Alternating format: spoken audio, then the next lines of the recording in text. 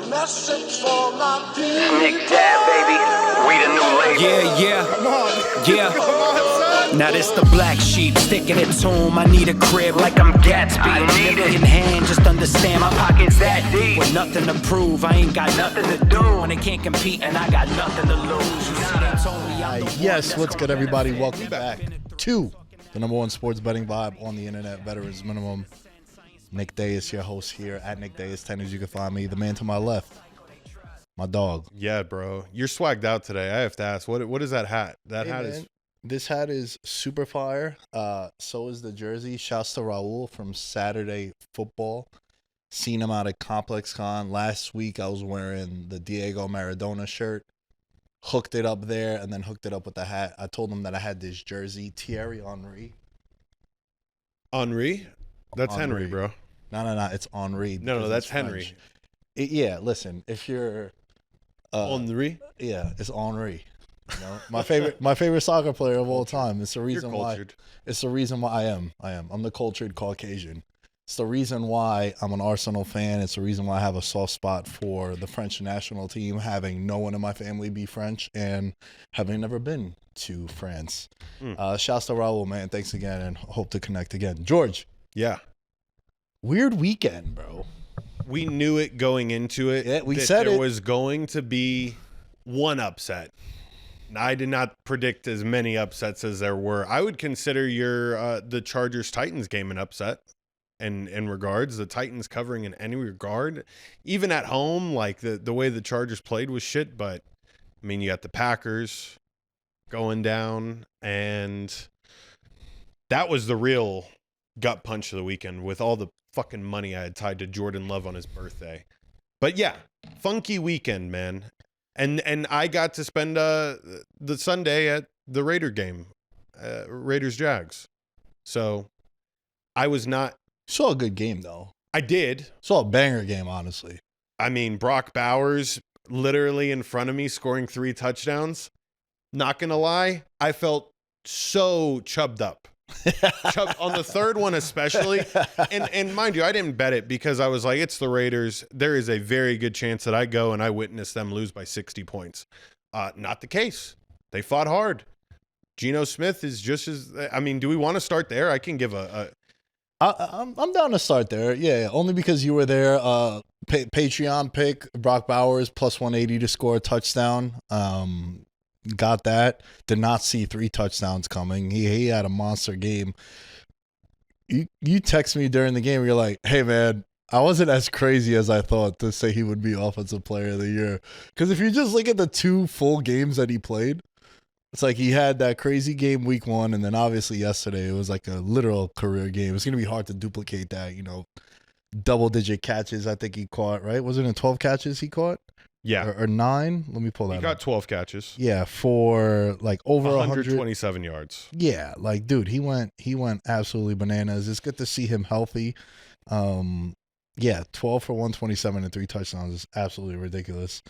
They lose in overtime, but you were validated with Brock Bowers being your offensive player of the year because like 2 weeks ago you're like, bro, I'm never betting a tight end again. Yeah, I said, Nick, like the fact that you didn't smack me and correct me was, I didn't know where our friendship stood really 2 weeks ago. I was like, Nick's just letting me set money on fire, putting money on a tight end to win offensive player of the year.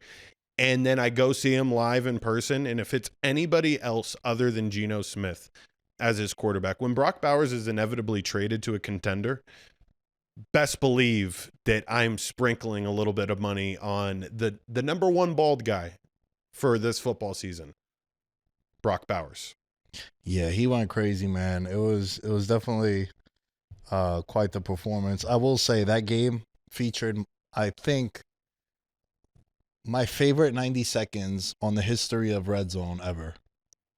You were at the game, so I don't know if you caught this, but you got to experience the longest field goal of all time.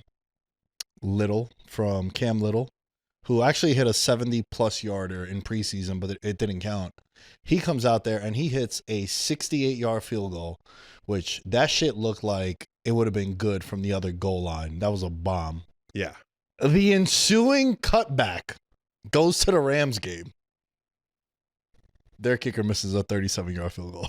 Oh my God. And I was like, if this isn't kicking, nuts. if this isn't kicking in 2025, I don't know what is. You just saw the farthest kick ever, and then a dude basically missed a PAT. A top 3 red zone moment of all time for me. I'm glad you got to experience it live in the moment. I was in the concourse walking around getting all my food because I was beating the crowd and trying to not have to deal with the lines at halftime. And I go outside and Cameron and I start eating our food, and everybody's like, longest field goal in NFL history. And I'm like, what the fuck are they talking about? There must be like a different game. And then I quickly realized I was at least in the venue. Did I have eyes on it? I'm not a liar. I did not see that field goal. I had to watch it on my phone, and I was like, I was literally so sad. But at the same time, the circumstances that had to happen, bro, anybody in their right mind would have gotten up to leave. Like the fact that they had to go kill the clock with a spike at the 50-yard line. I mean, at that point in time, half of the stadium was going to get beer, and then he fucking sets the record. Kid from Arkansas, Cam Little. Oh, and shit. He was a true freshman kicker at Arkansas. Arkansas this year has a true freshman kicker. And he was the number 1 kicker in the nation. Kicker you, Arkansas. Let's go.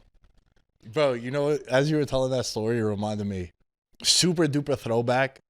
I was like in high school when this happened, but the Mets were playing a playoff game, and it's like an iconic play at the plate where Paul LaDuca was the catcher for the Mets, and he tagged 2 guys out at home plate, and like it was a playoff game, and like the crowd went crazy. I was in the bathroom taking a piss.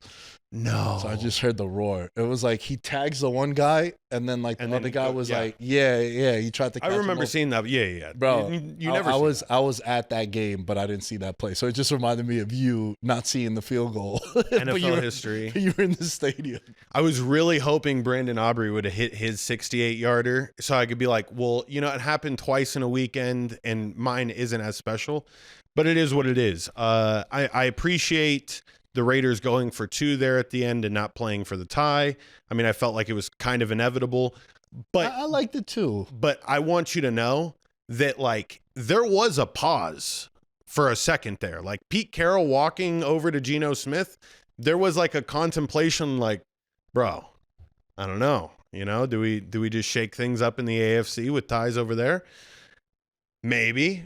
And instead, Geno Smith gets his ball batted down at the line of scrimmage. And what I'll leave with this, bro, is 2 things. Ashton Genty, too small for goal line situations. I saw it with my own 2 eyes. I cannot unsee it. This man is explosive as shit in the open field.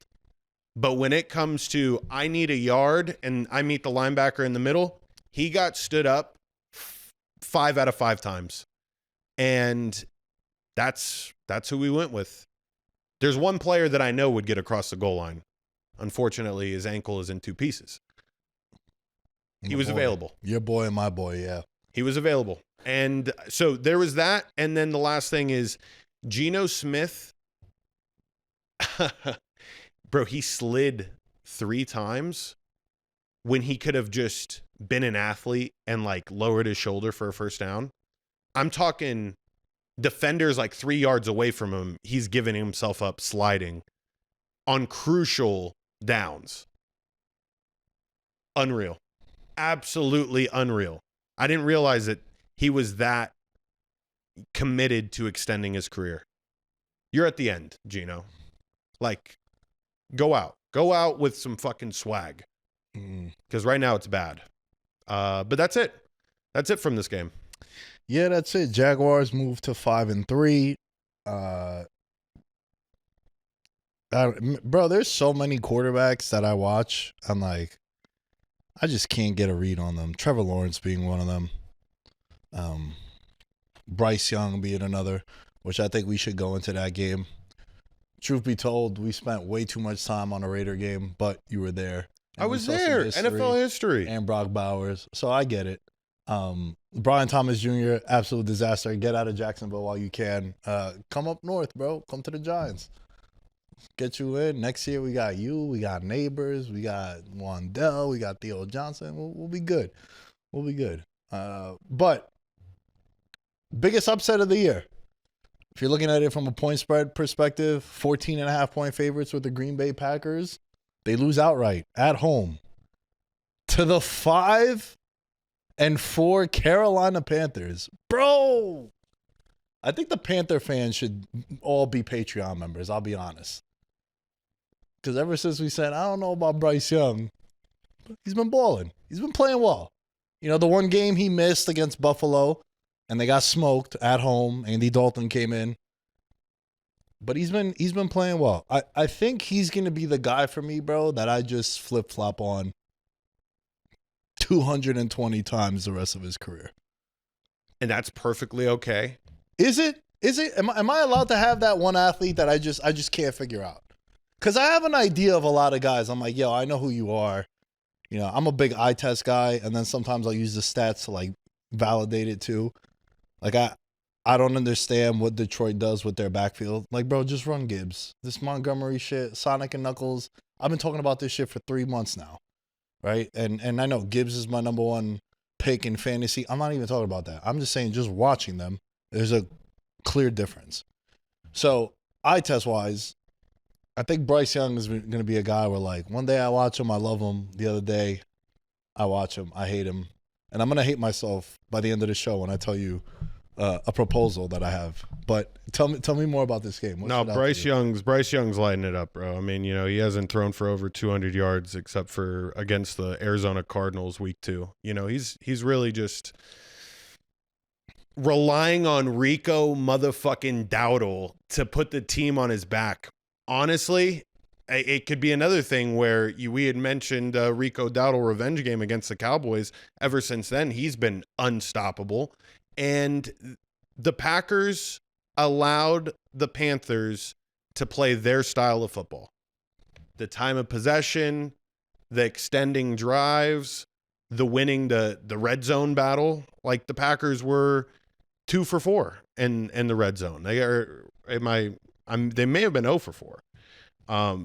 Atrocious in the red zone. And I know I haven't said anything about Bryce Young, but I really just don't feel like this is a outcome of them relying on his talents. This was a coaching W for the Panthers. So that's the way I feel about this game in particular. Very frustrated with the Packers. Yeah, very frustrating with the Packers. I'm good on them. Just like long term, I'm good. I just feel like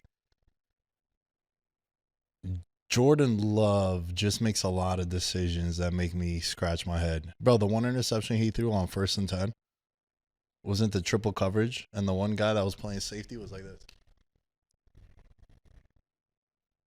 And he fair caught it. I don't know if you caught that. He literally fair caught it. He thought he was receiving a punt. He just intercepted the pass. Like, bro, it was so dumb. And then the other one, he tries to make a play and he throws it like across the field. I can't figure out the Packers. Also, like, Micah Parsons, first time in his career, generated no pressures at all. Yep. Did not record a single pressure across 21 pass rushes in week 9. Faced a double team on 28% of his rushes. It's the first time the Panthers won in Green Bay since 2008. I think the story, to your point, is about Rico Dowdle. Maybe a revenge game he had against the Cowboys, but then he has the revenge game against his own coaching staff that still wanted to run Chuba Hubbard. So there's that. You brought up a really good point. And this is one of the bets I want to propose to you for the Carolina Panthers. Canales, Coach of the Year. So right now he's 20-1, right? Bro, call me crazy. Call me crazy. I teased this on the Patreon and in the Discord. It was around this time last year you laid out the blueprint for the Tampa Bay Bucks, who were like, what, 12-1 were they? They were like double digits to win the division. They had like a 3-game deficit, and they came back with Atlanta being in first. Ironically enough, Tampa Bay is a team that Carolina at plus 700 would have to take down to win this division. Yo, hear me out. Dave Canales 20-1, Panthers 5-1 to win the division. I feel like if Carolina wins the division, he's the coach of the year. I like it because it's a good look for the league too. First Hispanic coach. Yeah? Hey, shout out to the Hispanics out there. Yeah, he's the first Hispanic. Bro, you know I'm pro-Latino. NFL head coach. Latinos, I should say, but, you know, I'm for it. And it could be a specific country, but I'm going to double check it right now. I'm saying Hispanic generally, but he could be the first Mexican head NFL coach. Okay, look that up for us. But yeah, it would be good for the brand. Very, very much so. But here's the thing, right? He's a Mexican American, by the way. His parents are Mexican descent. So yeah, one of the younger coaches in the league, 44 years old. He is in year 2, I believe, of. Correction, he's the 5th. 5th? Yeah. Okay. So let me just paint the picture, right? Because I texted you about this. So Dave Canales 20-1 to win Coach of the Year. Carolina Panthers 7-1 to win the division.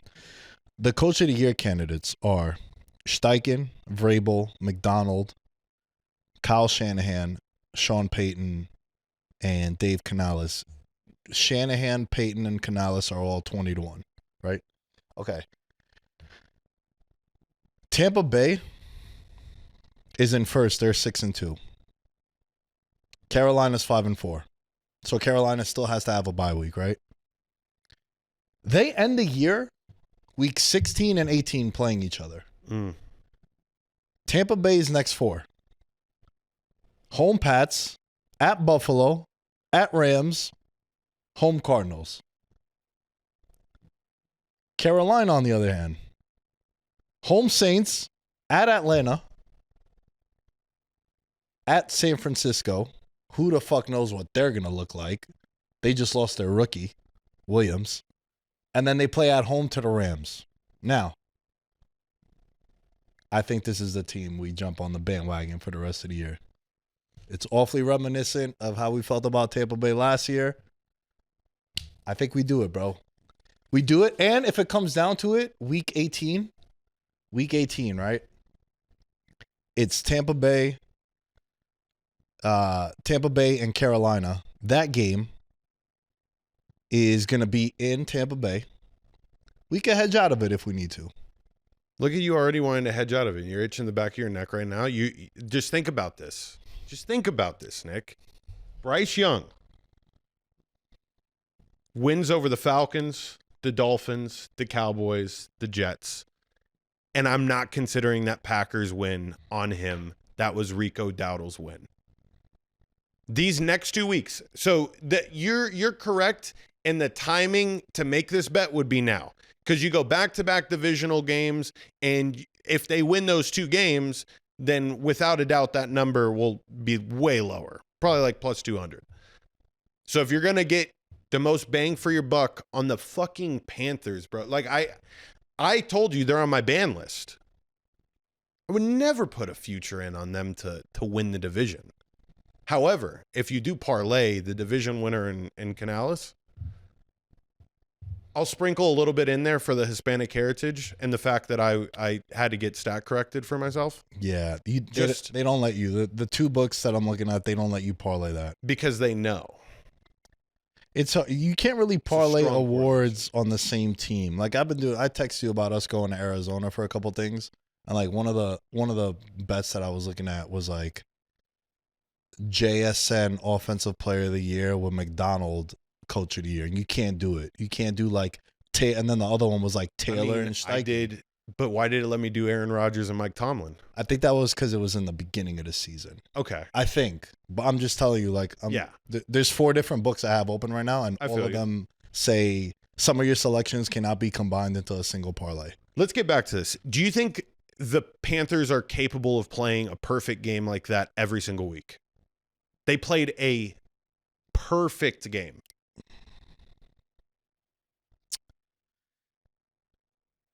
Or do you think the Packers overlooked the Panthers because I think this was definitely an overlook. Yeah, you're coming off a big win in Pittsburgh. You got Monday Night Football next week against the Eagles with a fuckload of playoff implications and seeding implications. I didn't expect them to lose. Look,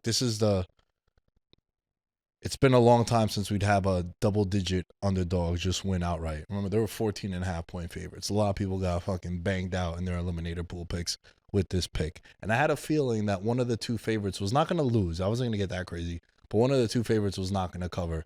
You had the Rams 14.5, and you had the Packers 14.5. The Rams blew out the Saints. The Packers ended up losing. Did they play a perfect game? Yeah, absolutely. But I think it's really telling that they got lit up by Buffalo the week before, and then they came back defensively, and they locked shit down. This is a Packers team that it's really hard to cover all of their weapons. They do lose Tucker Kraft. He's out for the year with an ACL, which is a fucking massive loss for the Green Bay Packers. I told you, he reminded me of like Travis Kelce, the way they were using him, and how this offense looked with the Chiefs. I made the Chiefs comparison to them back in like 2019, 2020. That was like the comp that I saw, and them losing Tucker Kraft is a big L. But dude, listen, man, I know I'm a hypocrite. I understand it. I'm self-aware. I understand. It just jumped out to me, bro. It just jumped out to me. I think they'll wax the Saints this next week. The Panthers will. But that following week against Atlanta in Atlanta could be a belt to ass game, because the Falcons definitely want to at least score a fucking touchdown against the Panthers this year. So I think that's going to be a big, big, big bounce back spot. In division, you're not going to get your ass whooped twice. So make the bets now if you want to listen to Nick. I'm going to say this on record. I cannot tail this. Nick had presented the case to me, and I left him on red. I really did. He did, yeah. Dick move, but I get it. Left him on red. Hey, sometimes, if there's nothing nice to say, don't say anything at all. I love that. That's a what I good did. one. A lot of people like the first kid gotta be mine. That was a good little rant. That was a good rant. I got a lot of DMs. A lot from girls with kids. But hey, man, like George said, you made your bed, lay in it. Not my fault. Okay. Another game I want to discuss. Yes. I don't care, bro. I don't care that they're 6-2. They're not passing the sniff test for me. They're frauds. The Denver Broncos. Frauds. They're going to move to 7-2 because they play the Raiders this week in Denver, Thursday Night Football. I'm not buying it, bro. I'm not buying it. There's something about them I don't like. Shout out to Franklin. He's now leading the team in targets. He's emerged as another weapon for them. I just can't trust Bo Nix. I still feel like they're beating up on bad teams. I think they got lucky with the Texans. CJ Stroud got concussed. I felt like I was on the right side of that bet. That Houston defense is really fucking good. Yep. Really fucking good. But CJ Stroud got hurt. Then Bo Nix, listen, in the fourth quarter, he does get it done. He's accounted for the most touchdowns in the fourth quarter this year among all quarterbacks. So he's doing his thing. He's finding ways to win. And Broncos fans, by the way, love him. And they were defending him harder than any other quarterback on our social media, on the clip that we made that past week about Bo Nix. You can judge how much a fan base truly loves a player by the amount of social media engagement you get. And the Broncos fans came out in droves and were defending him. And by the way, Nick, I believed everything you said, because I have two eyeballs and I witness him overthrow receivers too. And I don't care that he leads the league in touchdown passes for quarterbacks in that draft class. Like, I don't give a fuck. What I do understand is that there is some voodoo magic happening. All these one-score wins, my question to you is, what did Sean Payton do? What did he sell to have the ability to have this many one-touchdown wins? possibly even win a Super Bowl. I think, Nick, that he sold his ability to the devil to never have an erection again. I think Sean Payton loved winning the Super Bowl with the Saints so much that he was willing to never get hard again, never take a blue chew, not a single erection. He's he's mush down there. However, he will win a Super Bowl again in his lifetime. Do you think that it's something along those lines? It's crazy the way they're winning. Look, they are winning in ways that I don't know. I can't really explain it. Like their punter delivered yesterday. He was on point with some of his punts. Defensively, the defense. I don't know if the defense kept them in the game. Like Davis Mills came in, bro. Yeah, and like I had Nico Collins to score a touchdown. I got really pissed off about that, but field position was being flipped every time. And then in the last drive, that's when they just come through in the clutch. So you got to give them some credit for that. And they're battle tested, right? To be in these deficits, these one-score games, Bo Nix does seem to feel comfortable in those spots. But he did it again. Last 50 seconds of the game, 25-yard scramble. And then a few plays later, another 9 to 10-yard scramble, I believe it was. And then they settle down there. And then he throws a touchdown pass to Cortland Sutton. And then, RJ Harvey, the rookie, has now scored in multiple games in a row. I'm just not buying it, bro. I'm not buying it. Look, their schedule over the next couple. Home to the Raiders. Then they play home to Kansas City. That's a big one you got to circle there. Yep. Then they go to Washington without Jaden Daniels. Then they go to Vegas. Then they play at home to the Packers, home to the Jaguars, at Kansas City, home to the Chargers. Wow. I think there's 2 losses there. And I pray to God they're both to the Chiefs, bro. My division bet, all the division winners is looking good. I need the Chiefs to win that game. Yeah. That is definitely for the division. The punts you had brought up, I had to mention this because I did the research. 12 punts in the second half. The record for an NFL game was 15. So it was a complete punt fest. Absolutely boring to watch. I was, like I said, at the Raider game, so I didn't get a chance on Red Zone. Was it ever on TV? No, not until the end. I figured. Not until the end when they got the ball at like the mid-yard line and then he ripped off those runs. But yeah, they just, I don't know. I want to see them. Let me see them against Kansas City. I think that game against Kansas City will be really telling, especially that first one, because that first one's going to be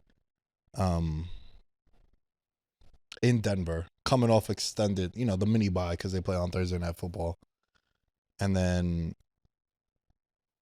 that's going to be the game, I think, where you're like, yo. Because it's a big game now for Kansas City, too. Bro, Kansas City has 4 losses. We should talk about that. We should talk about that game next because that game, everyone has the same take, right? Oh, Josh Allen now has one. He's 5-1 in the regular season against Mahomes, but in the playoffs, he's 0-4.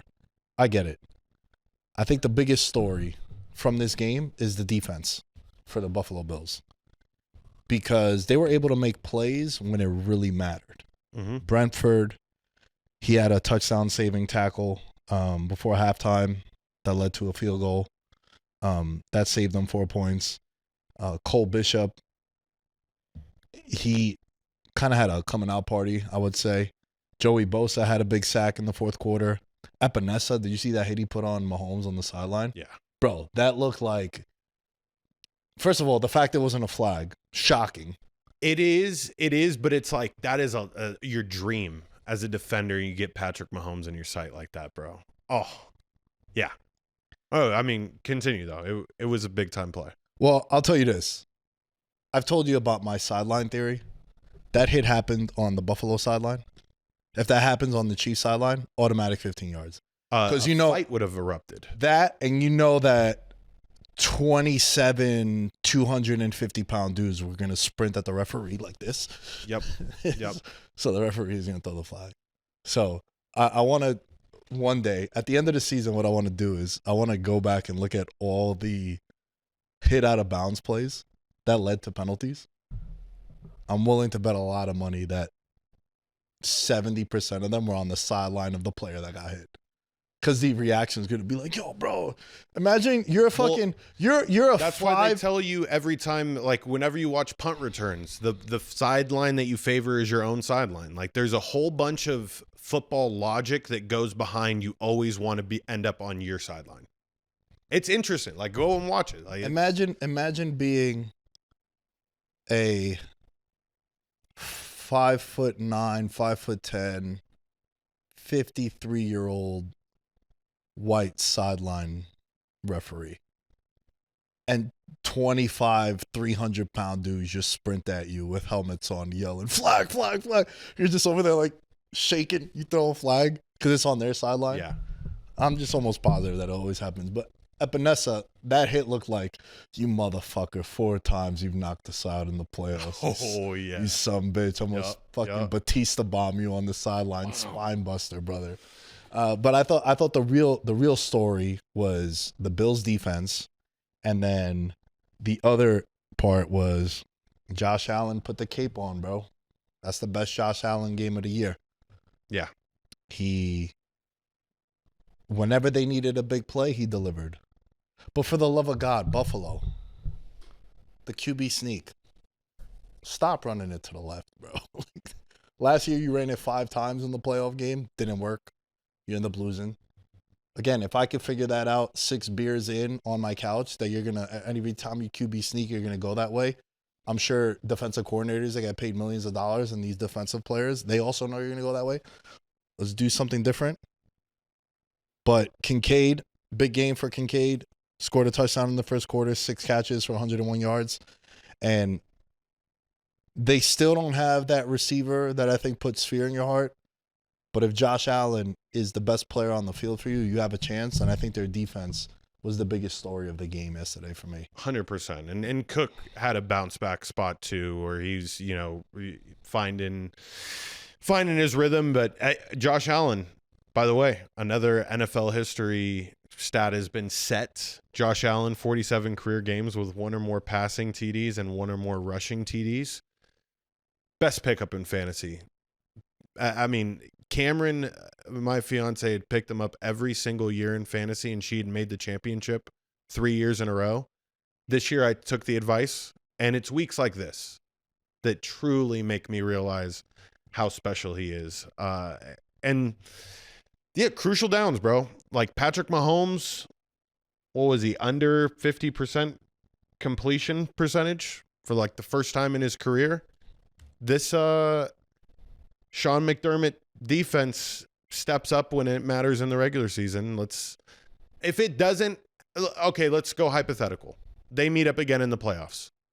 They lose because the defense doesn't show up. But let's say the defense is healthy. McDermott's got to go. Yeah? I think unless they win the Super Bowl this year, it's his last year. Okay. Let's keep this in mind because I've been saying it since last year. When we get to that situation, is he going to be able to course correct? And by the way, I'm not like Andy Reid to me. Whenever I see a loss like this and I see like a lack of offensive performance, doesn't it make you just wonder? It's like, I know they have to win. They do have to beat their divisional opponents. Nothing says that they can't hold back some of the shit that they're going to do later on when it matters most. Kind of felt like that at times to me. Yeah. He's playing 4D chess, bro. Yeah. Buffalo to me was a good spot yesterday. They won. They were my Becky. 2-3 on the picks. But I liked it just because the handicap was simple also. They beat them in the regular season. They don't beat them in the playoffs. Yep. And I think if you're Buffalo, it was a big win for a couple of reasons because now the Patriots are on your heels. Mm-hmm. You got to make sure you can clean that up. They're still actually favored, Buffalo is, to be the 1 seed in the AFC. Even though New England's schedule is really favorable, there's also that one more head-to-head that they have that they'll be in New England for. But this is why Buffalo coming into the year was like such a big favorite to be the 1 seed, and they were the Super Bowl favorite. It was like, yo, if they have home field throughout, Buffalo's a really tough place to play in. I still put it to you this way. I feel a lot better about the Buffalo futures that we have with that performance yesterday. Agreed. I thought it was a really, really big win for them. Agreed. Yeah, I like it. I hope that the Pats can continue on their dominance and beat the Bills one more time. Be really, really good. Dude, I'm 5 for 8 right now in my divisional plays with the Chiefs, the Lions, and there's one other division winner right now that I'm blanking on to win me 12 G's. Yeah. So I need the Pats to continue on this route. Do you want to go on to that game next? Stay in division here? Patriots and Falcons? Yeah. I mean, You told me, because I had told you, that I had not seen a single second of this game because the morning slate was just loaded, bro. I mean, unless you're at a fucking sports book or you have Red Zone on, like it was a multi-view weekend. Yeah. For the morning slate. No, But I witnessed the field goal miss at the end. oh yeah, the PAT. PAT. Man. Oh my God, these kickers just continuing to let teams and cities down. It's unbelievable. Parker Romo, a new kicker. He missed the PAT, made it 24-23. That's how the game ended. And I know you could say like, yo, even if he made it, New England probably goes down and score. Yeah, for sure. But Atlanta did get the ball back with a chance to win the game. But Michael Penix, bro, like again, I think I'm loving my theory more and more. I don't like lefty quarterbacks. It looks like they're in pain every time they go to throw.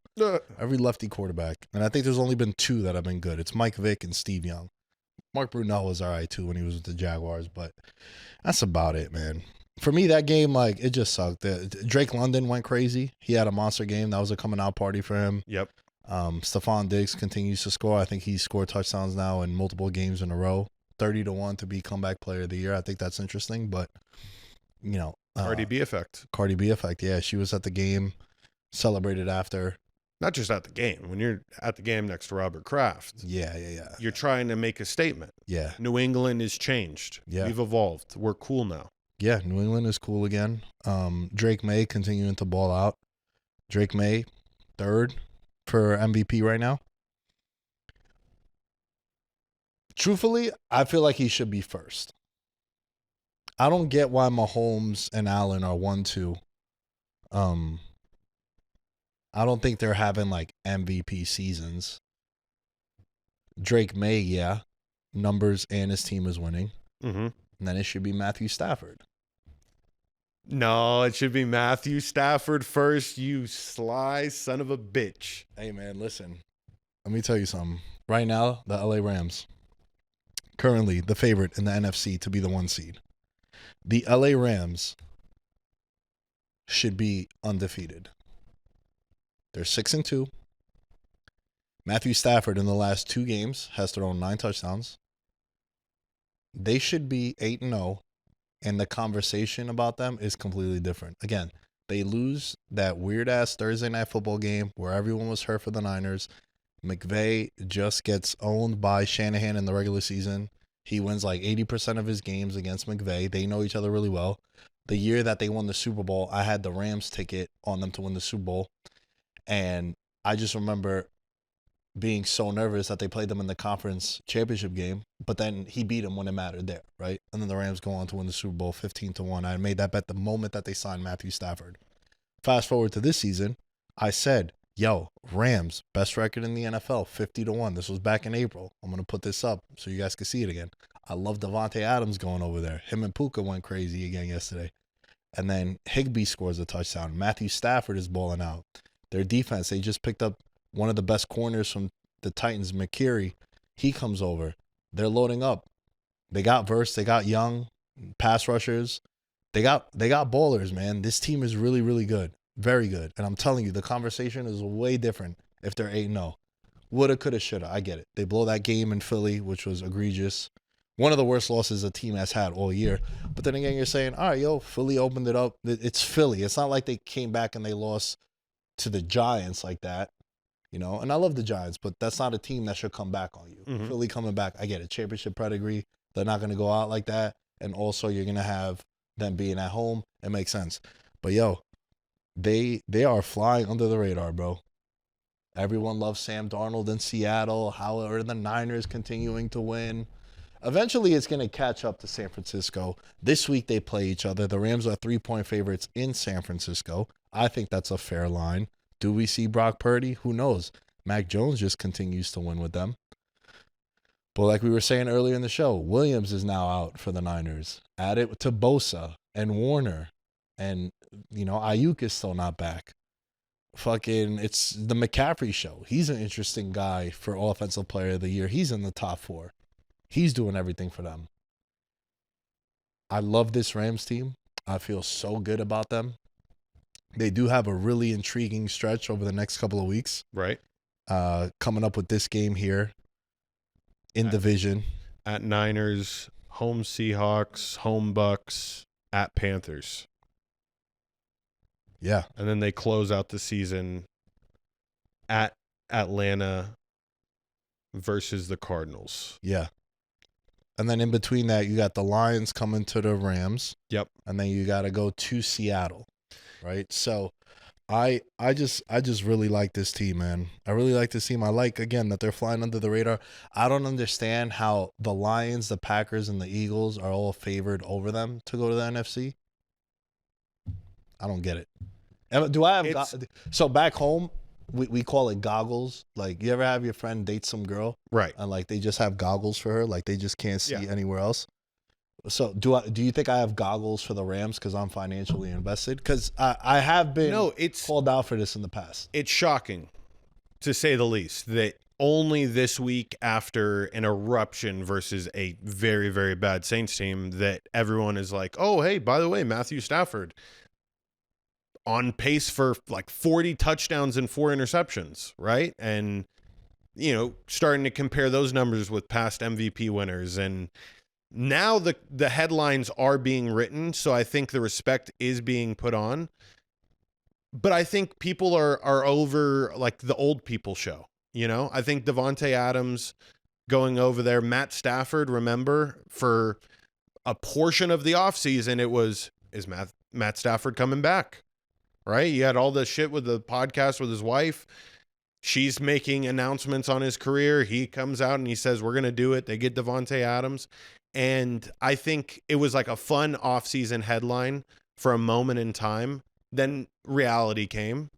The NFL preview shows start gassing up Jordan Love and the Packers. The Packers are a very unique test case in this situation for a team that, honestly, fraud check alert more than the Broncos, in my opinion. The Lions are going to get the love that they get with Dan Campbell. So I think fuck that team, bro. We'll get to them. Sorry, I'm just, I'm worked up when it comes to Detroit talk. My bad. Fuck that team? The Lions, yeah. I mean, you still got to respect them. Okay. Would you ever? I get where you're coming from. That was very impassioned. What Dan Campbell has done with the Lions, you can't say fuck that team. From them being a legitimate Super Bowl contender for Nick Dais, yeah, they're not. Okay, they're not. I feel you. You can't have JJ McCarthy come back, and now he's 2-0 in division on the road. Right, this is only the 3rd game he's played. So, to me, I just don't buy him. I think Jared Goff is going to have those kind of games. I think until they officially unleash Jahmyr Gibbs, there's going to be issues for them. And also, Jameson Williams, like, bro, you just extended this guy in the offseason. He's making like $20+ million a year. He can't be getting no targets and just running sprints and cardio. Like, he's a legitimate weapon. And again, they jump out to the lead with Laporta on the first drive. They're very aggressive. They go for it on 4th down, and he breaks a couple tackles and he scores a touchdown. I don't understand it, but I want to go back to the Rams because, 2 weeks ago was Mahomes' MVP. Now it's Taylor was last week. Jonathan Taylor got stifled in Indianapolis, in Pittsburgh, I should say. We'll get to them in just a second. Now everyone's talking about Matthew Stafford. I saw someone on a very promising network say, who saw this coming? I did. I did. I love what we're building. We've been building this shit out together for a couple years. I've been doing this show for about a decade. it's moments like this that I wish the platform was bigger. Because I hate when people are like, yo, who saw this coming? I did, bro. Like, adamantly. Since April. I've been telling you guys, the Rams. 21 touchdowns, 2 interceptions. He's just dialed in, bro. And the other thing that I love about him, Matthew Stafford, that is, any spot, any place.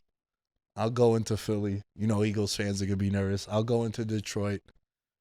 And even those playoff games that they lost, he had the ball with, at the end of the game.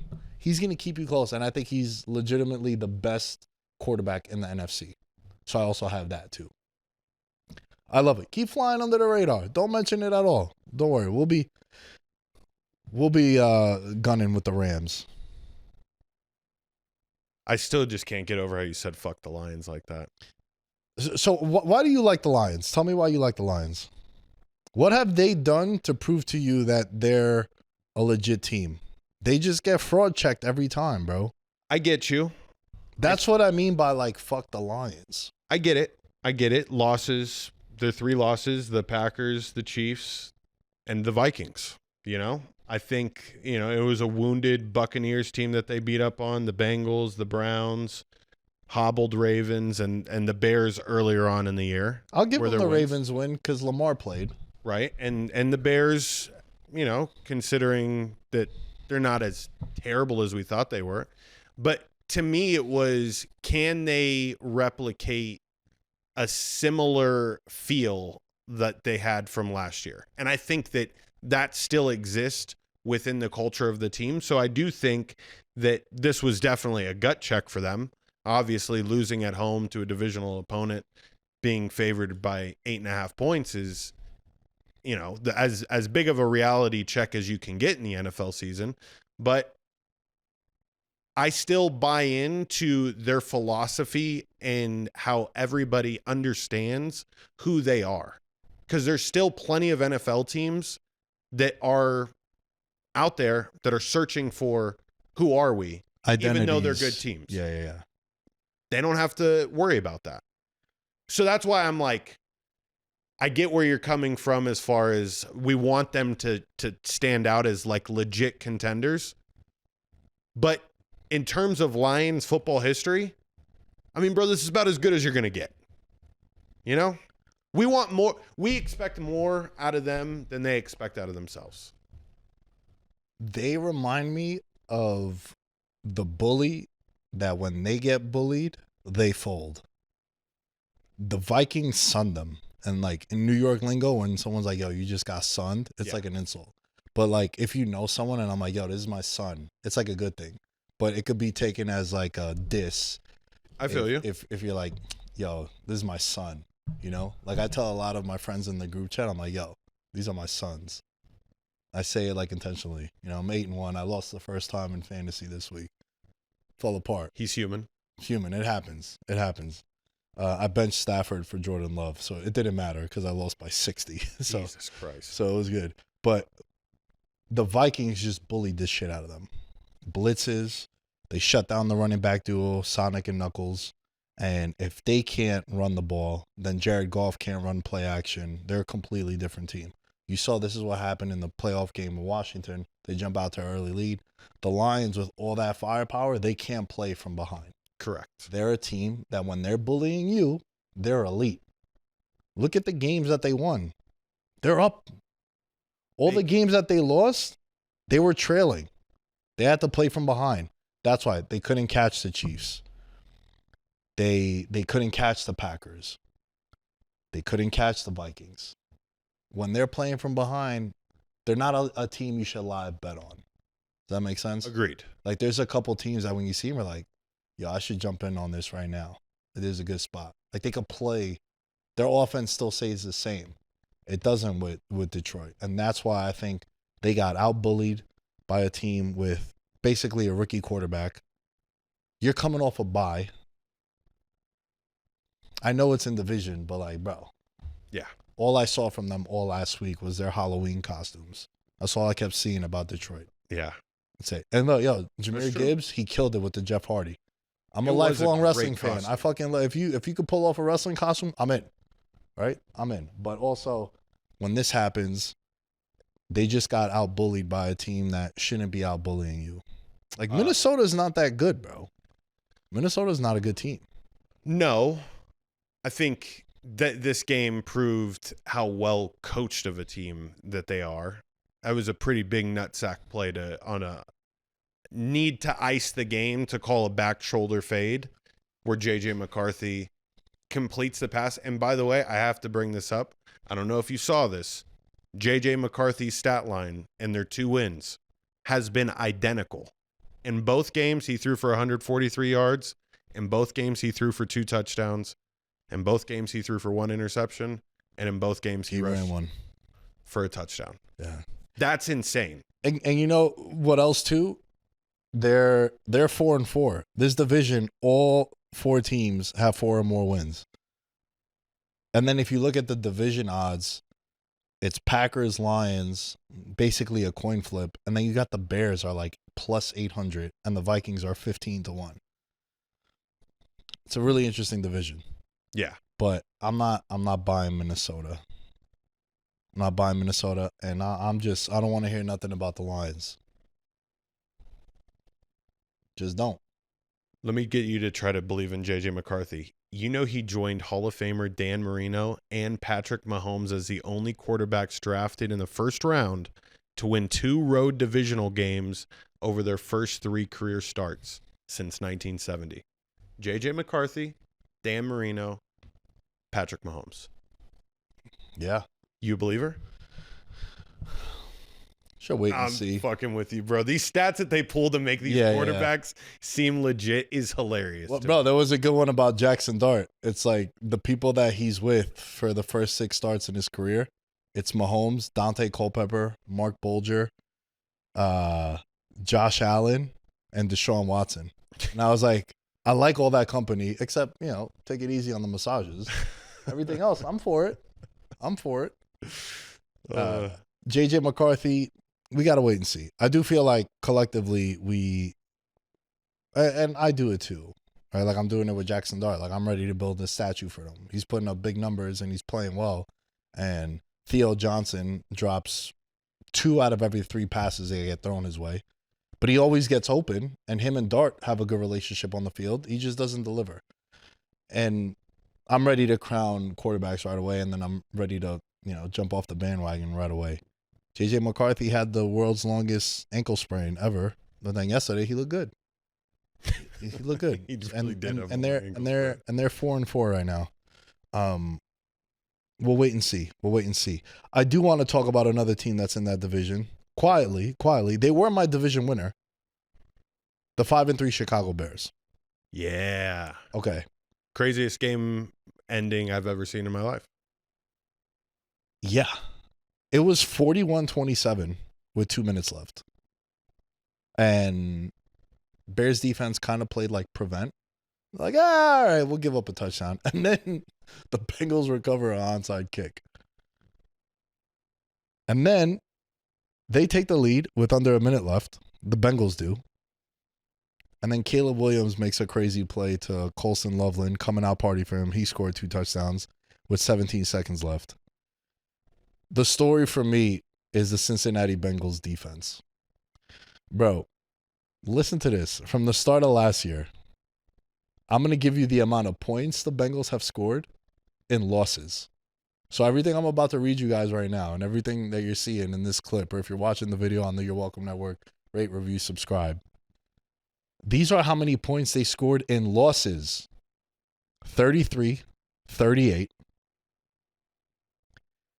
34, 38,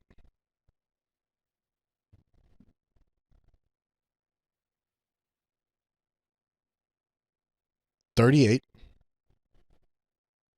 42. This is from last year.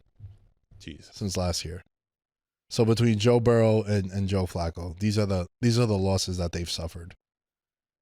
I mean, bro, like defensively and organizationally, malpractice. What they've done. The fact that they've lost these games the way they have. Losing to the Jets at home the way you did. and I get it. Nick Mangold passed away early that morning. He was an Ohio guy. They're playing in Ohio. They played for Nick Mangold. I understand that. But like Justin Fields and Breece Hall had fucking career games in that fourth quarter. Unbelievable performances by this defense. Another fucking devastating loss. And like if you're the offense, you're like, yo, bro, what the fuck, man? Jamar Chase, I love his emotion on the sideline. He's such a good watch on the sideline because they go immediately to him because they know Joe Flacco can give two shits what happened. You know, he's just new to the party, but the real pain comes from Jamar walking into the locker room saying one fucking stop. He was just saying one fucking stop. And you feel for the guy because, I mean, we had the debate last week about how important a good defense is. And I'm pretty sure Matt Stafford and Devontae Adams thank God every day that they aren't having to deal with these types of losses. Because, I mean, I knew that over 51.5 in my head should have been my best bet of the weekend, but I put it for my trust me just because I knew there was not going to be a semblance of defense, and they almost fucking double the point total. Obviously, a lot of fuckery happens at the end. 4 Bears attempted a pass. Are we seeing Ben Johnson in full effect now? 100%. The Bears are one team when you had listed them at plus 800 to win the division, kind of piqued my fancy a little bit. I'm not going to lie. I think that this Bears team is playing with a little bit of aura and swagger. I mean, you look at that game yesterday. That's not a game the Bears win in the last decade. But they have that, you know, will and want to. And, I mean, giving up an onside kick and still winning the game is almost unheard of. Yeah. Almost unheard of. I was thinking about this. Is a successful onside kick the coolest moment in sports that doesn't result in a win? I think it is. So you're saying you to recover an onside kick successfully. Right. Is that the coolest moment in sports that doesn't directly result in a win? Because you still have to go win afterwards. Right. But the excitement level is like, yo, we just won. Correct. Because it doesn't happen often. Yes. There's only one other thing that I feel is comparable to this in a different sport. Hitting a home run, a go-ahead home run in the top of the 9th. Knowing that you still got to play defense, but that feeling of like, oh, shit, we could actually win this. Bro, I know we don't talk much about baseball, but this Dodgers and Blue Jays series, to your point, and I'm going to bring it back to what you're saying, like I feel like a go-ahead home run or a game-tying home run, like that moment off the bat is probably my favorite in professional sports. Like I'm talking about like 3-1 count, you're down 2-0, there's a runner on second and third, and just a pop. And the crowd just knows. The batter knows, the pitcher knows, the pitcher drops. Because he knows he just left that shit over high and in the middle. Right. You hang them, we bang them. That's what my baseball coach used to say back in the day. Like that was like a saying. And to your point, it's like, yo, we're up, but shit, now we got to defend. Yeah. You know? Yeah. And I really, the way you explain that, you've kind of swung me that might be the coolest moment that doesn't result in a win directly. Yeah. But like the onside kick, it's the pile, right? And you see all the gloves point in the direction. Yeah. You start seeing the sideline jumping, the referees pulling bodies off, and then they do the point. And then obviously, since it's such a mucky play, you got to review it every time. Yeah. Hit bro's foot. Yeah. Bro, you know, crazy. You know what else? That As is nuts. I'm wearing a soccer jersey and we do got the World Cup coming up next year, when you win a penalty kick. It's pretty comparable, bro. Okay. Because you're like, yes! And then you're like, you still got to score. Yeah. you still got to score, and that could be Damn, there's so many good moments that fall in that. Those three, for sure. Or like another one Just too. make a YouTube compilation. Think about this in the NBA, right? It's 30 seconds left on the clock. You're down 3. You hit the game tying 3, but now you got to defend. And maybe you're playing a team that got Luka or Steph or LeBron, like these dudes that, Durant, that's like. You've seen it. It's happened so many times, right? Like, so this was good, man. I kind of like the topics that we talk about because the topics we brought up here on this one. Because they're going to get, here's the reason why I bring it up, bro, is because the penalty kicks are never going away. You hitting a late 3 is never going away. You hitting a home run at the top of the 9th inning is never going away. They're going to fucking ban the onside kick. It's inevitable. Like, I literally think this might be it. This might be the final year that they do this. Because everybody wants to see the 4th and 15. And I just say, you know what I mean? Like, kickers don't have a lot to do. Maybe that's why kickers are so bad these days, is because they're just not honing in on their craft. The fact that more teams that don't do onside kicks to me is kind of crazy. So this was prior to week 9, and this was the only onside kick that happened. There were 3 of 41 successful onside kicks. So this would make it 4 of 42, about 8%.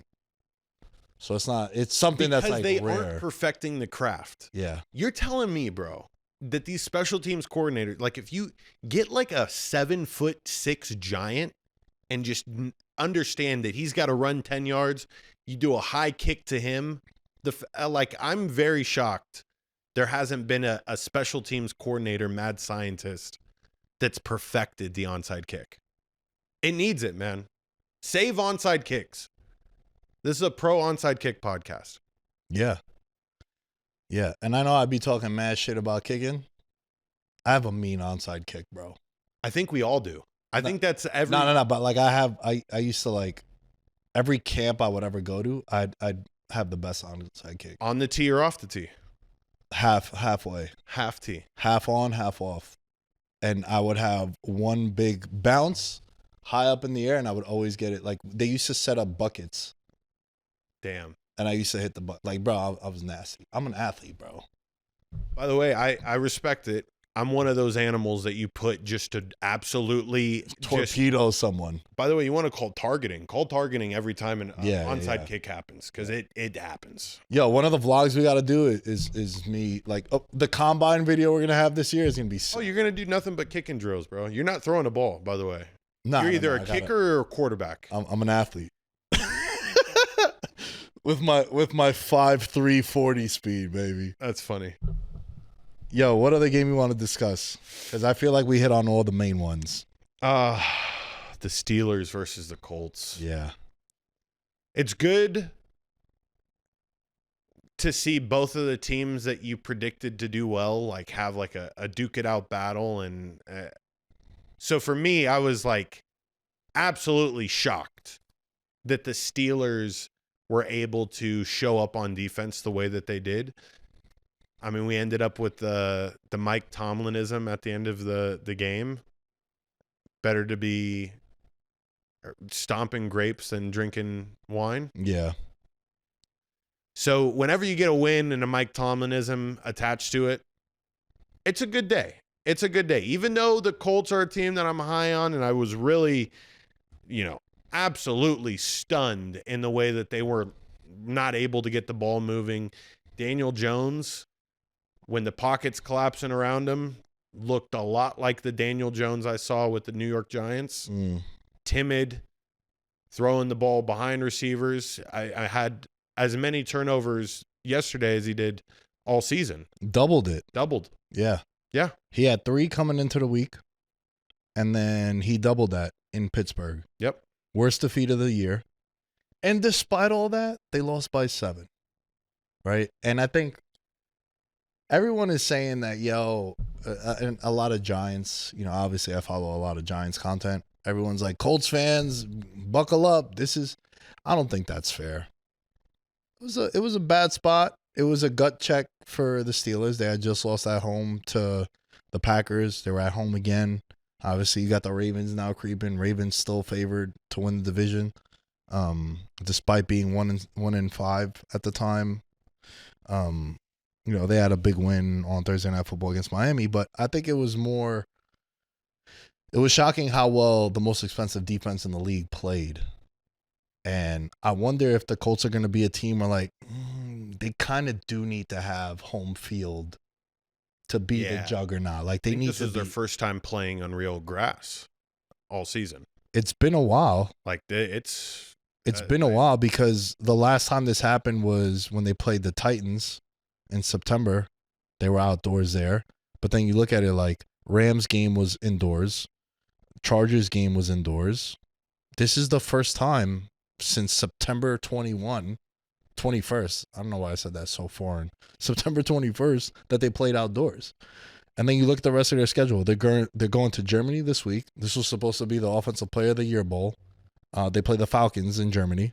Then they play at Kansas City. Then they play home to the Texans. And then they got at Jaguars, at Seattle. Got an interesting stretch here. Yeah. You don't want to fall apart. That's why I feel like Steichen being being plus 125 to be coach of the year, you don't want to peak early. Remember we were talking about that with MVP. Yep.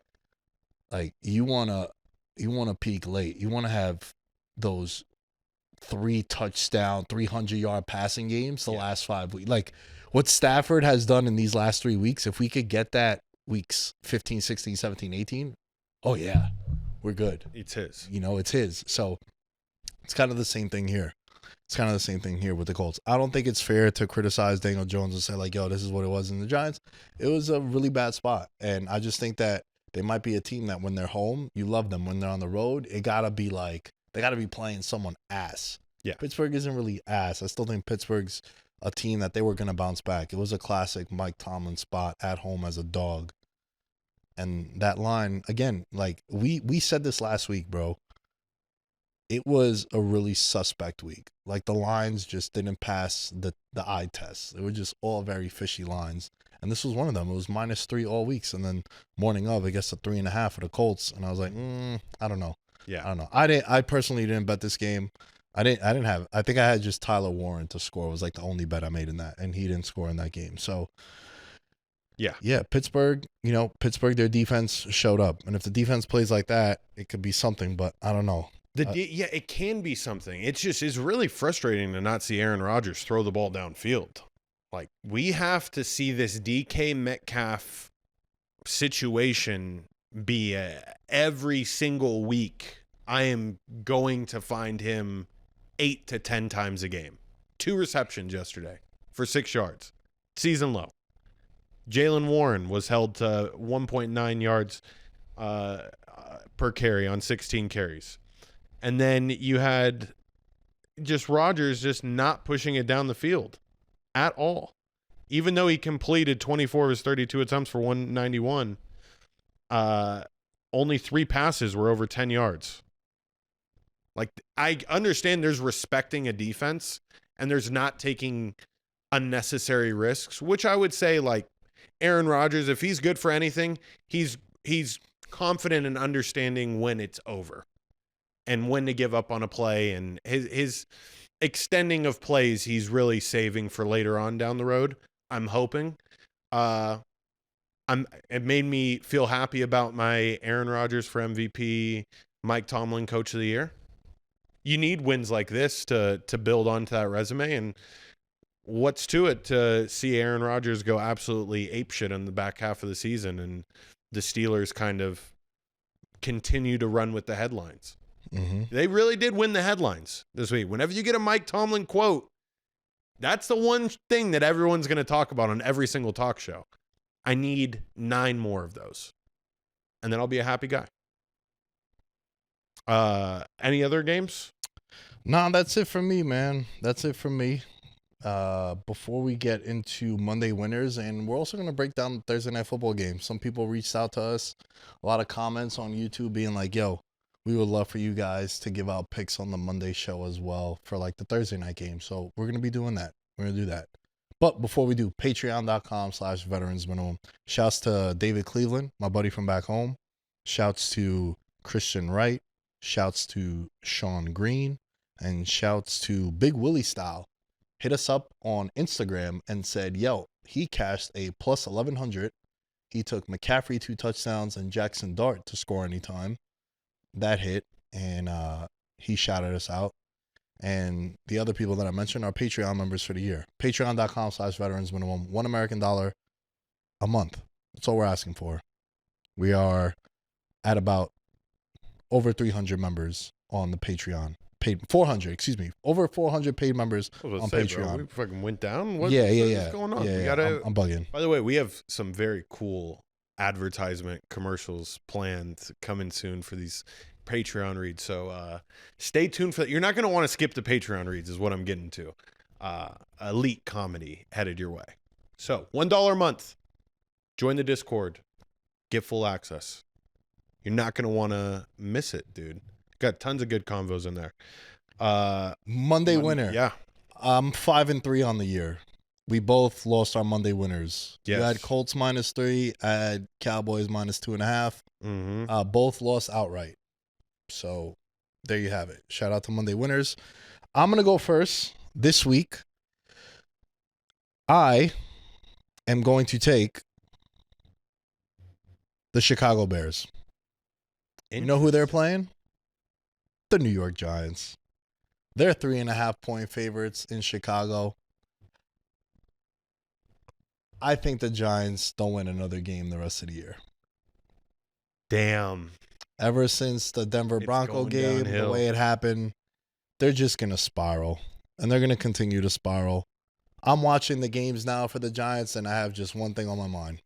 The following players, please don't get hurt. Andrew Thomas, Brian Burns, Abdul Carter, and the Lord and Savior, Jackson Dart. Just don't get hurt. But I think Chicago at home, 3.5. Yeah. I think this is a Caleb Williams masterclass. I think Roma Dunze gets into the end zone. If you want to take Bears money line and Roma Dunze to score, you get plus 240. I like that one a lot. Roma Dunze, 0 Targets in fantasy. Yeah. Oh, he has some targets. Well, no reception. Nothing. 0. Goose egg on the yardage, right? And everyone gets right against the New York Giants. Defensively, they are abysmal. The 49ers have one guy you got to worry about, and Christian McCaffrey was 20 yards open inside the red zone, which is very condensed and difficult to get open. That's how open he got against the New York Giants. He just rolled out the backfield. Mike Jones was like, oh, my God. Touchdown. I like Chicago -3.5 as my Monday winner. What do you got? My Monday winner is going to be next Monday. Give me the Eagles plus 2.5 right now against the Green Bay Packers. They have the Packers number. Last season, twice. This season, it should be a Packers bounce back spot back at home. But when you're the champs and everybody expects you to do champion-like things, this is the game in which you embarrass a team that's already been embarrassed at home. So I like the Eagles here at plus 2.5. That's the Monday winner. I would have wanted to put in this, by the way.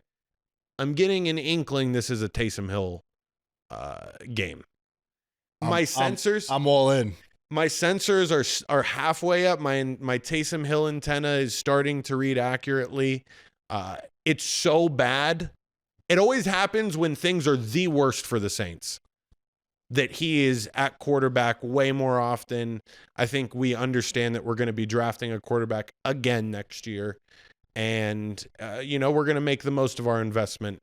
And Taysom Hill is going to score not 1, not 2, but 3 touchdowns.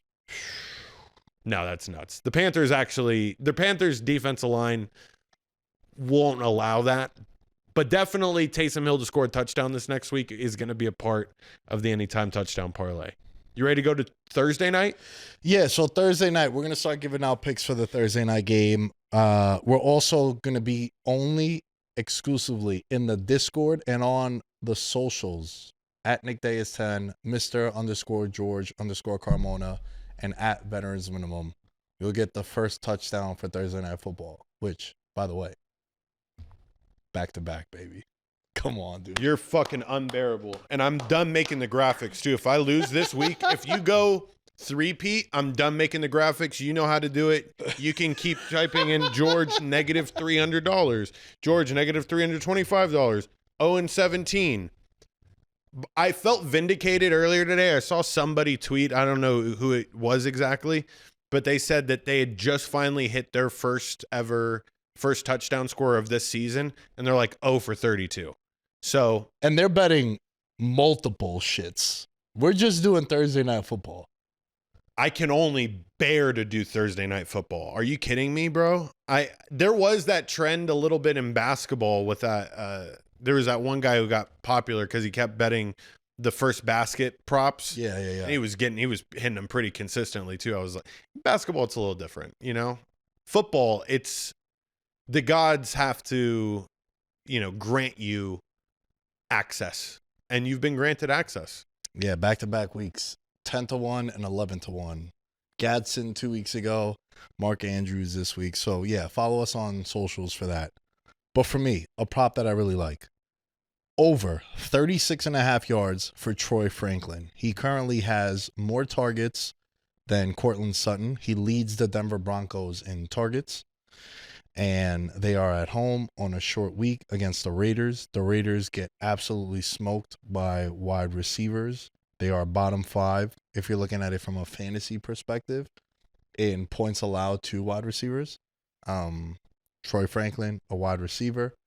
I like him at 36.5, his over at -115. And then if you ladder him up to 60+ yards, you can get +300. So 36.5 yards for Troy Franklin and a ladder up to 60+ at +300. Love it. Put that in with the Jacoby Myers anytime touchdown. The reason why I'm picking Jacoby Myers is because I got to bear witness to, obviously, Brock Bowers' success and glory, and just he would have won Offensive Player of the Year had he been healthy all year. That's just the way it is. They will focus on Brock the entire game. I know Vance Joseph is going to be dialing up a shit ton of pressures, and I really do think that the way that the Raiders use Jacoby Myers, which I found to be pretty impressive, is they put him in the slot, like basically right next to Bowers. So whenever there was double teams going Bowers' way, Myers was always the option. And I just think coming off of 3 touchdowns, I'm worried about Brock getting in again. I think that Jacoby Myers is the second best option. And Jacoby Myers against the Broncos, last time he played him, 10 receptions, 121 yards, no touchdown. I think he wants to go back and make it right and get in the end zone versus those guys. He has actually, if you want to go with the yardage prop, he's never had a game versus the Broncos in which he's had less than 60 receiving yards. So Jacoby Myers loves Mile High. That's my bet. Thursday Night Football. And follow us on social to get the first TD. All right, George, before we wrap, we got to address this. Man, we said this a couple of years ago. More and more people are going to be getting in trouble with the sports betting. And there was an incident in the UFC over the weekend. And a lot of people might think it was going to fly under the radar. But it was a fight night at the Apex. It's not a pay-per-view. It's not at T-Mobile. It's not in Abu Dhabi or Brazil or MSG. It's a regular fight night. You know it's bad, bro, when the sports books are like, if you bet on this outcome and loss, we're going to refund you your money. That's how you know shit hit the fan. So what happened, for those of you that might have not seen it, the name of the fighter is Isaac Dolgarian. He was a -275 favorite, a big prospect, going up against a guy from Cuba, Yadier Del Val. Full transparency, I actually like Del Val to win this fight. He's a good prospect as well. But the fight starts, and Dolgarian is again, he's a big prospect. Big favorite, -270. Yeah.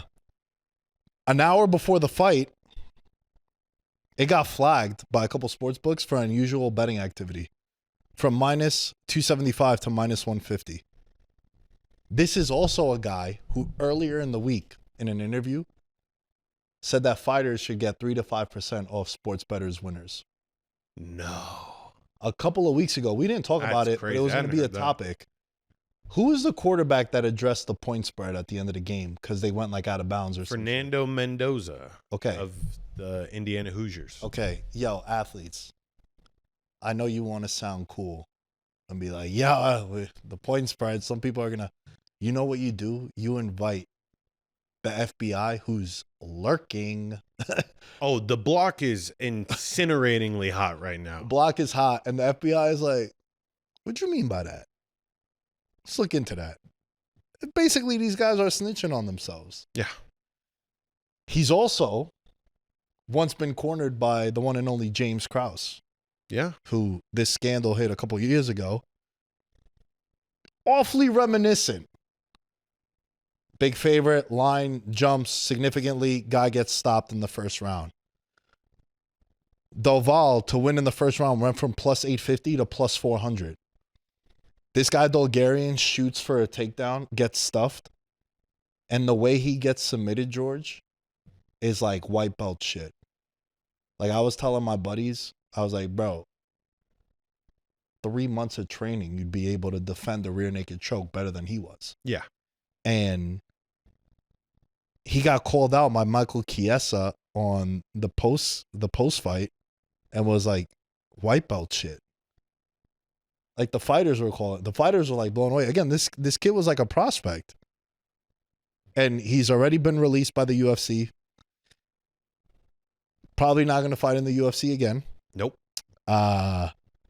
Sports books like Caesars and MGM and William Hill, mobile customers were losing bets on the Bulgarian fight will receive cash credit within 24 hours. And if you had a parlay from a 4-leg, it would go to a 3-leg. They voided it. For them to do that, it's wraps, bro. It's wraps. And my question, what I would love to know is like, how much debt was he in to fix it? And then also like, again, this isn't a guy like making 80. These guys are like on 25. And what that means is like $25K to show you make weight. You get $25K. And then if you win, you get another $25K. So that's your win bonus. And then of course you have performance of the nights and stuff like that. That's why you see a lot of fighters do go into fights hurt. Because it's like, yo, I got to make weight so I can get some money at least. Mm-hmm. And then when they miss weight, they forfeit their purse and shit like that. And irregular betting activity in a very suspect loss. Like, that's the kind of shit where, like, if you were to tell someone, like, yo, watch these fights not knowing, which one you think looks suspect? They'd be like, that shit. This guy was minus 275? Yeah. And he got mauled, bro. Like, not only, you know, he got the submission, like, late into the first round. But you're talking about anyone that has trained within 3 months would be able to defend that way more efficiently. Yeah. And there's going to be more to this story. That's why we're ending with this. And then we'll pick up with it on the next show. Really suspect. And, like, the timing of it is crazy. Because here's the thing. Are we also approaching the era that with all the transparency and being able, fighting especially, you everybody on Twitter saw the line movement. And this was something that had to have been brought up to Dana White before that fight started. There's 0% chance that Dana White did not know about that line movement before that fight started. And I'll echo what Ariel Helwani said. If he knew, he should have stopped the fight. And he should have not allowed it to happen. Because it's a shitty look for your sport now that the public basically forced your hand into firing this dude before any major investigations come in. And my question to add on to the list of questions that you generated was, how much was being put down, and is this like a lesson for people in the future? Because It's still going to happen. Even though people get caught, people are still stupid enough to do it. Now you just know you can't be an hour before the fight and drop. It had to have been 25 grand, bro. Like minimum. But I don't think you'd be allowed to put 25 G's on a prop like that. Do you like what do you do? Most books will limit you on props to $1,000. If you're lucky, it'll be higher than that. Unless you work something out with the book on a specific prop, but then you only would get that on specialty games. You bring up a really good point that you draw even more attention to yourself when you do it an hour before you're about to fight. When you're 2 fights from going. Because the UFC spaces it out where it's like 30-minute blocks. Correct. Right? And yeah, a couple quick finishes, they'll rush through it. But when there's a couple quick finishes, you'll see the same promo package going on. So they'll do that. But it's fascinating. For fighters, no one should do it. But like you're talking about guys that probably make 20, 30K to show. With the basketball shit, Terry Rozier made $161 million. It's a lot harder to defend there. It's not the same, bro. No, it's not. It's not the same. And I haven't been keeping up with the UFC as much as you have, but from what I've heard is that there's been plenty of finishes recently that are also suspect. And this is a part of an organization that is ran by a guy whose entire public persona is he's the biggest gambler in the fucking world. I don't know. Yeah. Maybe, would you be surprised if Dana, the block gets to the point where it's too hot and Dana says, I'm hiring a new CEO? No. The only way that would happen is if he's the one betting on fights, which I don't think so.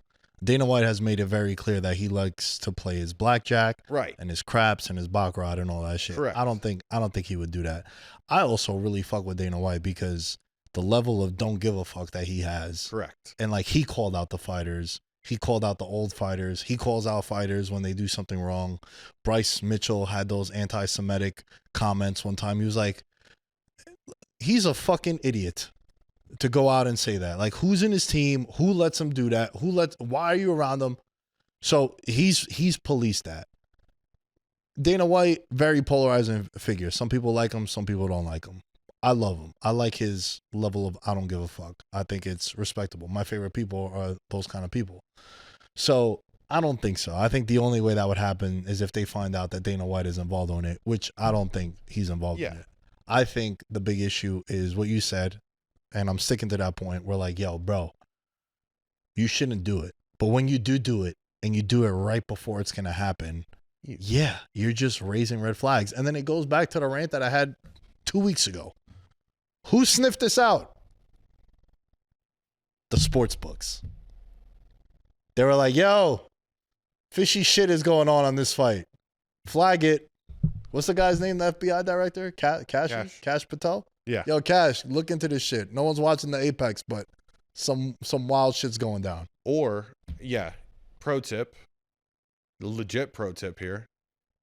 If you're going to put down an enormous bet, you can't do that from an account that was just created, and you don't bet like that. Like, there's so many things that I feel like the normal UFC guy who's telling his buddy, I'm going to do this, doesn't think about like, oh, you should probably show the sportsbook that you do bet thousands of dollars a hand, and that this isn't like a holy shit, this dude that bets $25 is just thrown down 10K. Yeah. Little shit like that. Again, you bring attention to yourself, bro. You bring attention to yourself. I'll never forget on a way less level. It was Euro 2016. England was plus 800. I came to Vegas to party with my buddies. It was the week before the Euro Cup, and I wanted to put $1,000 on England to win the Euro Cup. I was staying at the Luxor at the time. I went across to the MGM. I would go to place the bet. The guy wouldn't take the bet from me. I had no player's card. I had a New York ID.